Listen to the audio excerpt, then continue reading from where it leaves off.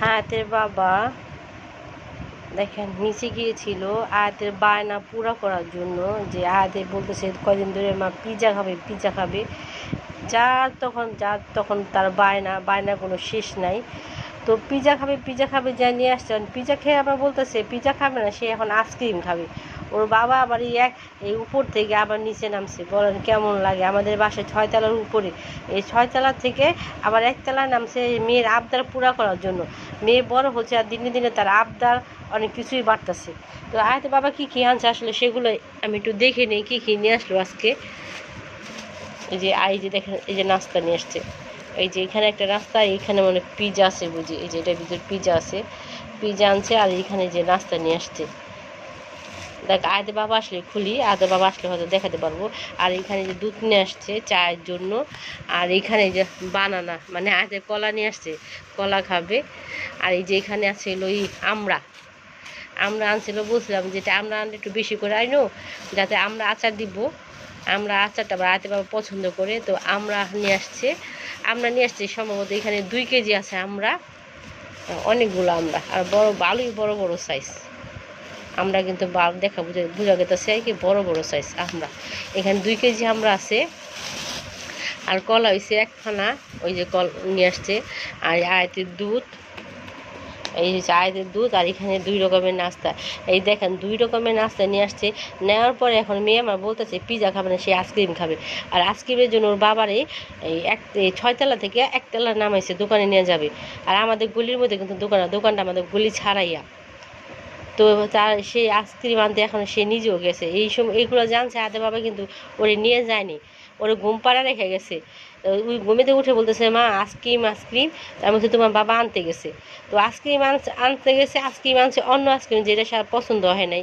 তা বা পিৎজা আনতে গেছে তোমার জন্য, তুমি পিৎজা খাবে।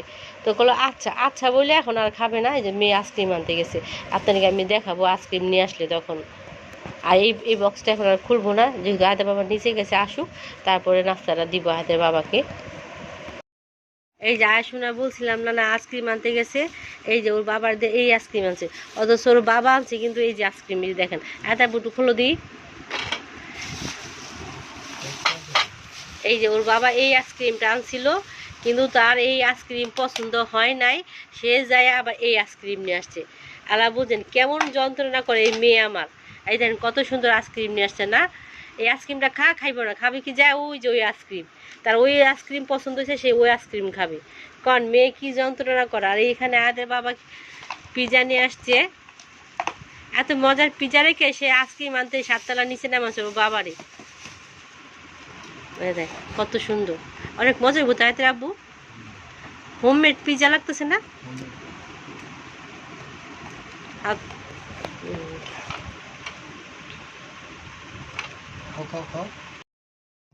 এই যে 2টা।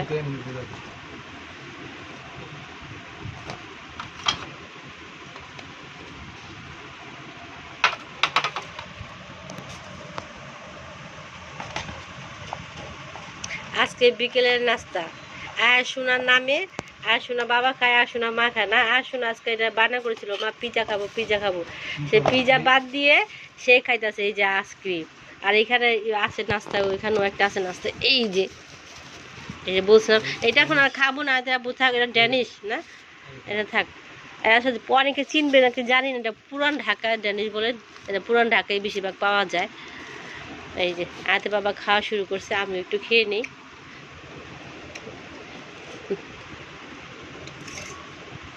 এই যে বিসমিল্লাহ। ভালো তো আয়াত আব্বু, অনেক মজা তো, হোমমেড পুরা। কারণ আমার কাছে বাইরের পিৎজা যে দোকানে পাওয়া যায় সেটা আমার ভালো লাগে না, আমার হোমমেড যে পিৎজাটা বানায় সেটা আমার বেশি ভালো লাগে। কারণ যে সাজাতে আম্মা বানায় দেয় আমার কাছে অনেক মজা লাগে। তবে আমি কখনো বানাই নাই, ট্রাই করবো বানিয়ে হয় কি হয় না। তবে এটা খুব মজা লাগছে, খুব ভালো লাগছে। আজকের ভিডিও এই পর্যন্তই, সবাইকে অনেক অনেক ধন্যবাদ। আসসালামু আলাইকুম, আল্লাহ হাফেজ। আয়াত আল্লাহ হাফেজ, বাই বাই।